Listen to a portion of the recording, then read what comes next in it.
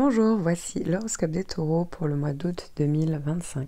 Avant de commencer, sachez que cet horoscope est une interprétation générale. Pour une analyse précise et personnalisée basée sur votre thème astral, je propose des consultations individuelles.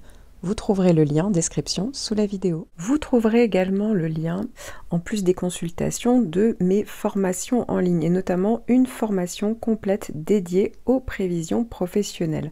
Vous serez guidé pas à pas pour apprendre à repérer les transits planétaires et interpréter par vous-même les périodes clés pour agir, évoluer ou patienter, ou tout simplement comprendre une situation. Tout est pensé pour être simple, clair et surtout concret avec les techniques que j'utilise moi-même en consultation. En attendant, vous pouvez découvrir tous mes articles astro sur ma page Instagram. Taureau premier décan. Si vous n'êtes pas du premier décan, vous pouvez cliquer sur votre date de naissance en description sous la vidéo. Si vous êtes donc du premier décan, vous allez avoir Mercure qui va finir faire un carré rétrograde puis direct. En effet, Mercure fait une boucle, il y a eu un premier passage au mois de juillet, et là, il va y avoir simultanément les deux autres passages au mois d'août. Et donc, il y aura une phase rétrograde entre le 30 juillet et le 11 août. Ensuite, 11, 12, 13... la phase va être stationnaire, donc c'est comme si les effets étaient encore rétrogrades, et ensuite jusqu'au 21, eh bien, vous allez avoir le dernier passage en phase directe. Alors ici, il y a une petite particularité, évidemment, c'est Mercure rétrograde de base, hein, ça peut parler de bugs techniques, si on a fait une livraison, commandé quelque chose, tout ce qui est en lien avec les communications, les mails, les appareils qui ne fonctionnent plus, voilà, ça c'est typique de Mercure rétrograde, où on fait plus d'erreurs, vous voyez, des petites erreurs d'inattention, c'est un petit peu agaçant, il n'y a rien de dramatique, mais c'est un peu agaçant, bah voilà. Comme là, il est carré rétrograde, oui, ça peut être un peu plus... vécu de manière un peu plus intense, en fait, voilà, ça peut être un peu plus concret, on va dire, pour vous. Ça dure quelques jours, vous l'avez compris. Ça peut, du coup, aussi parler de malentendus, de doute, peut-être, de ressassement, peut-être aussi de fatigue, hein, tout simplement, où on pense trop. On a du mal à peut-être clarifier les choses ensuite pendant cette période-là. Ça peut être aussi des retards, hein, ou des incompréhensions. Il y a peut-être une période vraiment de délai, il faut attendre, voilà, on comprend pas pourquoi ça bloque. Ça peut être aussi des erreurs de jugement, voilà. Donc c'est pas le bon moment en fait pour trancher une situation, hein. Non, faut prendre le temps peut-être de revoir les choses différemment. Et ensuite, quand ça va passer en phase directe, puisque c'est toujours un carré, attention à tout ce qui est tension verbale. C'est vrai que la communication peut être difficile, voilà. Donc ça peut être des désaccords ou on peut être un petit peu plus stressé. En fait, il y aura envie d'avancer, mais ça peut coincé, vous voyez, comme s'il y avait le besoin de reformuler, d'ajuster. Et donc attention à ne pas prendre des décisions trop rapides ou mal calibrées, vous voyez, parce que ça peut quand même parler encore d'erreurs d'interprétation. Donc en gros, ça peut parler pendant la période de rétrograde plutôt de confusion intérieure, hein, et en phase directe, vous voyez, ça peut être peut-être des frictions, ça va plus vers l'extérieur. Mais dans les deux cas, voilà, c'est pas grave, ça dure pas non plus des semaines, donc faut ralentir, prendre le temps de clarifier, prendre le temps de simplifier. Voilà, ça sera certainement le mieux à faire, vous voyez, si ça fonctionne pas, ben, c'est pas grave, on remet un petit peu à plus tard et ça ira mieux. Si vous êtes né entre le 21 et le 24 avril, vous avez toujours Pluton qui fait un carré. Ça, c'est vraiment un gros transit en toile de fond, donc j'en parle beaucoup plus longuement dans votre horoscope annuel et même dans une vidéo que j'ai consacrée aux effets de Pluton donc en transit. C'est vrai que ça peut parler de pression intérieure, même de pression extérieure, hein. Parfois, on peut avoir le sentiment d'être dans un étau.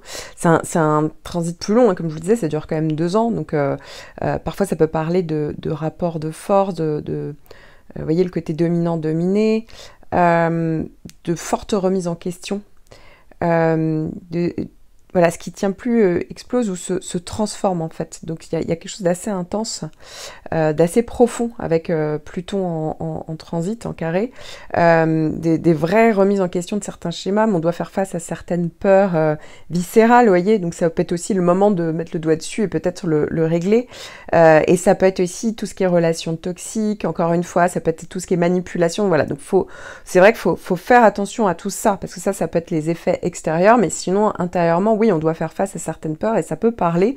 Pour d'autres, c'est pas toujours très palpable, hein, ça reste Pluton, donc ça peut agir en souterrain, mais ça peut parler à certains moments quand même de prise de conscience de choses qui ne fonctionnent pas, qui ne fonctionnent plus, vous voyez, comme si on n'était plus tout à fait alignés. Donc ça peut parler avec Mercure, surtout pour vous, hein, qui rétrograde en carré, peut-être de rumination, de blocage mental, ou on est en boucle sur un sujet, ça c'est possible aussi. Attention à tout ce qui est manipulation, communication toxique ou flou, vous voyez, ça peut être c'est peut-être pas forcément le moment pour prendre des grandes décisions ou s'expliquer clairement. Là pour le moment on est plus, c'est comme si ça obligeait quand même à prendre le temps de revoir les choses. Et quand ça sera, Mercure va passer en phase directe, effectivement, là, ça peut parler de tension verbale, tension dans les échanges. Attention aussi à tout ce qui est vérité qui blesse ou qui éclate. Alors, ça peut venir de vous, comme parfois on peut le recevoir, vous voyez, mais il y a quelque chose qui est assez vif, intense. Il y a la nécessité de trancher, parfois sous pression.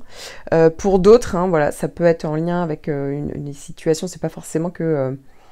dans le rapport aux autres, hein, ça peut être aussi des choses qu'on doit régler, des choses matérielles, vous voyez, là aussi, peut-être qu'il y a du retard, vous sentez que c'est pas clair, qu'on vous le fait à l'envers, vous voyez, ça peut être ça aussi. Donc vraiment prendre le temps, ici, il n'y a pas forcément d'urgence, parce que le but ici, c'est de comprendre les choses en profondeur quelque part, vous voyez, dans le bon sens des choses, avec Pluton. En fait, ça peut tout à fait parler... de gagner en lucidité, même en carré, en fait, on peut prendre le pouvoir, reprendre le pouvoir extérieurement ou intérieurement, ça peut arriver.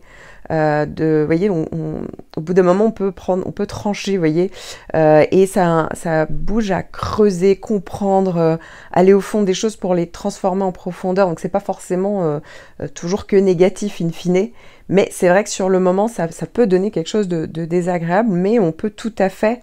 le but du transit, en fait, c'est vraiment reprendre le contrôle sur soi-même ou sur une situation, en fait, tout bêtement. Je vous conseille aussi fortement de regarder pour vos autres planètes personnelles, hein, dans votre thème astral, et idéalement aussi les transits qui vont passer dans vos maisons, ainsi que pour les planètes qui les maîtrisent, puisqu'ici vous n'avez qu'une petite partie de vos prévisions, hein. Je me suis concentrée que sur un seul point de votre thème. Si vous étiez perdu, je propose des consultations personnalisées et même une formation en ligne pour apprendre justement à décrypter de manière autonome votre thème astral, ainsi qu'une autre formation pour apprendre à faire vous-même vos propres prévisions. Vous trouverez tous les liens en description sous la vidéo. Taureau, deuxième décan, vous avez toujours ce mois-ci Jupiter qui fait un aspect de sextile, donc un aspect harmonieux avec votre signe, mais surtout votre décan depuis le 24 juillet. Ça va être encore le cas jusqu'au 14 septembre et c'est pas terminé. Si vous écoutez votre horoscope annuel, ça revient. Donc voilà, faut vraiment bien en profiter. Alors surtout si vous êtes du début du décan, vous pour le coup, il y a juste un seul passage, c'est cet été, hein, donc voilà, bien en profiter. Je tiens à préciser qu'au moment où Jupiter passe, surtout dans les aspects harmonieux type sextile trigone, il y a toujours un décalage entre le moment où le transit passe et le moment où il fait effet. Donc en général, ça dure quelques semaines, il y a quelques semaines d'écart. Donc si par exemple vous êtes du tout début du décan, donc vous, le passage, ça a été fin juillet, puisque ça a commencé le 24 juillet, eh bien c'est au mois d'août où vous allez commencer à avoir les effets concrets. Et pareil, hein, évidemment, si vous êtes de la fin du décan, bah pour vous, ça ne sera pas avant vous voyez, le mois de septembre, et plutôt des effets décalés. Donc, et ensuite, c'est dans les 3 mois qui suivent, d'accord ? Alors soyez patient si vous êtes de la fin du décan. Pourquoi ? Parce que vous, pour le coup, vous allez vraiment en profiter puisque vous aurez 3 passages en tout là dans les prochains mois. Donc ça, c'est très positif. Donc Jupiter, hein, j'en parle plus longuement dans votre horoscope annuel parce que là, ça fait partie des gros transits en toile de fond, mais clairement, ça peut amener une forme de protection, ça peut amener des opportunités, une confiance en vous, tout simplement, le fait d'être plus aligné, hein, tout simplement profiter de la vie. Les choses qu'on met en place se font de manière beaucoup plus fluide et parfois, alors si vous avez des transits très compliqués sur d'autres points de votre thème, hein, parce que vous n'êtes pas que Taureau, eh bien, c'est vrai que Jupiter peut aider un petit peu à calmer les angoisses, peut-être trouver un confort à un moment donné, vous voyez, où on peut quand même souffler, un rebond, une solution. Ça ne va pas effacer les transits compliqués de l'autre côté, ça c'est pas possible, mais néanmoins, vous voyez, ça peut donner quand même une espèce de soupape, donc c'est quand même vraiment important de bien le garder dans votre tête, qu'il y a quand même ça et que c'est toujours agréable, tout simplement parce que, j'en sais rien, c'est l'été, vous partez en vacances et que ça vous fait du bien pendant un moment, on oublie les choses et on arrive un petit peu à penser à autre chose, vous voyez, à changer son état d'esprit pendant un temps et au moins ça, c'est positif, vous voyez. Vous allez également avoir le 3e passage de Mercure. En effet, Mercure fait une boucle. Il y a déjà eu 2 passages pour vous au mois de juillet, direct, rétrograde, puis de nouveau direct. Et donc là, le 3e passage aura lieu entre le 21 et le 28 août. Alors ça dure pas très longtemps. C'est vrai que pendant cette période-là, vous voyez, peut-être qu'il y a eu une période où on était peut-être en réflexion intense sur quelque chose, on a l'impression que ça bloquait, il y a peut-être une période de délai pendant les rétrogradations, donc pendant le mois de juillet là actuellement. Ça peut parler de... effectivement, il y a peut-être eu des bugs techniques, bon voilà, ça c'est typique de Mercure rétrograde, mais aussi peut-être des tensions internes. Et ici, effectivement, eh bien, le fait qu'il y ait ce 3e passage, peut-être que... Mercure va être moins intériorisé, on va dire, et ça peut parler peut-être de... on décide, vous voyez, de mettre des choses en place, peut-être d'avancer par rapport à des démarches, par rapport à des conversations, mais attention, parce que ça peut quand même parler peut-être de malentendus encore. Peut-être que la communication va peut-être pas être très fluide pendant cette période-là. Attention aux tensions verbales ou aux désaccords, vous voyez, on peut être un peu plus stressé. Donc il y a l'envie d'avancer, mais peut-être que ça va coincer encore un petit peu. Donc voilà, peut-être qu'il y aura encore le besoin d'ajuster différemment, et peut-être que ça sera pas comme vous l'espériez, vous voyez. Mais voilà, donc ça sert à rien de prendre des décisions trop rapides ou mal calibrées, parce que ça peut faire partie des possibilités. Néanmoins, ça dure que quelques jours, et ensuite, vous l'avez compris, un Jupiter, pour certains d'entre vous, pendant cette période, fera déjà effet, donc clairement, va agir comme bouclier. Pour d'autres, ça agira après, donc s'il y avait vraiment quelque chose qui vous embêtait, de toute manière, il y a tout à fait possibilité de le régler pour la rentrée. Donc voilà, pas de panique, ça sert à rien d'insister en fait dans le mauvais sens, surtout entre, vous avez compris, hein, le 21 et le 28 août. Je vous conseille aussi fortement de regarder pour vos autres planètes personnelles dans votre thème astral, et idéalement aussi les transits qui vont passer dans vos maisons, ainsi que pour les planètes qui les maîtrisent, puisqu'ici vous n'avez qu'une petite partie de vos prévisions. Je me suis concentrée que sur un seul point de votre thème.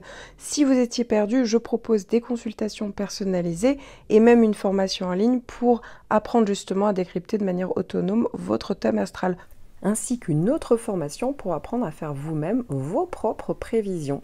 Vous trouverez tous les liens en description sous la vidéo. Taureau, 3e décan. Vous allez tous avoir Vénus qui va venir faire un sextile, donc un aspect harmonieux avec votre décan entre le 8 et le 17 août. Ça peut être une période d'harmonie dans les relations, ça peut venir favoriser les périodes de connexion émotionnelle, de plaisir dans les relations, d'ailleurs quelles qu'elles soient. Ça peut être aussi une période plus romantique. Ça peut être évidemment favorable pour tout ce qui est en lien avec la créativité, le domaine artistique, esthétique. C'est vrai que ça peut être une période tout simplement de bien-être, une atmosphère de confort. C'est ça qu'on pourrait rechercher pendant cette période.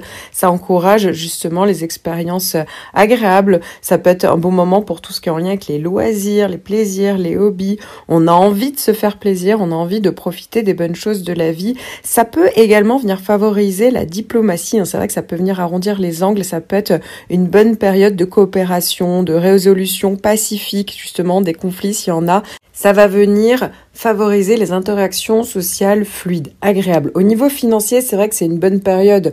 Si vous êtes dans un secteur lié à l'art, la beauté, les loisirs, la mode, le luxe, les divertissements, ça peut être aussi favorable pour tout ce qui est en lien avec les transactions financières, les négociations réussies, les accords mutuellement bénéfiques, mais ça peut tout simplement parler d'achat plaisir également. Si vous êtes de la fin du décan, vous avez toujours Uranus en conjonction. Alors Uranus est parti dans le signe d'après, là, actuellement pour l'été, dans le signe des Gémeaux, mais en réalité, Si vous êtes né vraiment à la toute fin des décans, hein, donc vraiment si vous êtes né entre le 17 et le 21 mai, eh bien en réalité Uranus va rester actif. Donc concrètement Uranus, ça peut parler de rupture brutale ou de libération. Ça peut parler de la fin soudaine d'un lien, ça peut être en lien avec le pro, le perso, d'un mode de vie qui est devenu peut-être trop contraignant.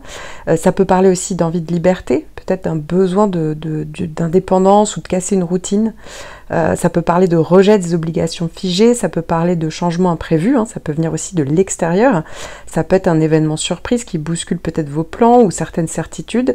On peut avoir plus de nervosité ou d'agitation, hein, ça peut être des tensions intérieures, peut-être le sommeil peut être plus perturbé ou on peut être plus irritable, si le changement peut être freiné d'ailleurs. Ça peut parler ou même de déstabilisation, hein, effectivement, par rapport à des changements qui arrivent dans votre vie. Ça peut parler aussi d'un éveil ou d'un déclic, vous voyez, ça peut parler de vraie prise de conscience assez dans la rapidité, d'inspiration soudaine, de virage, vous voyez. Alors j'en parle beaucoup plus longuement dans votre horoscope annuel et même dans une vidéo que j'ai consacrée aux effets d'Uranus, mais voilà, gardez en tête que effectivement Uranus est toujours présent pour vous et donc le sera toujours au mois d'août.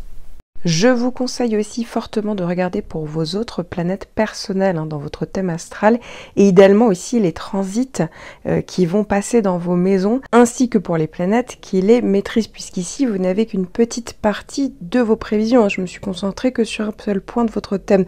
Si vous étiez perdu, je propose des consultations personnalisées et même une formation en ligne pour apprendre justement à décrypter de manière autonome votre thème astral, ainsi qu'une autre formation pour apprendre à faire vous-même vos propres prévisions. Vous trouverez tous les liens en description sous la vidéo.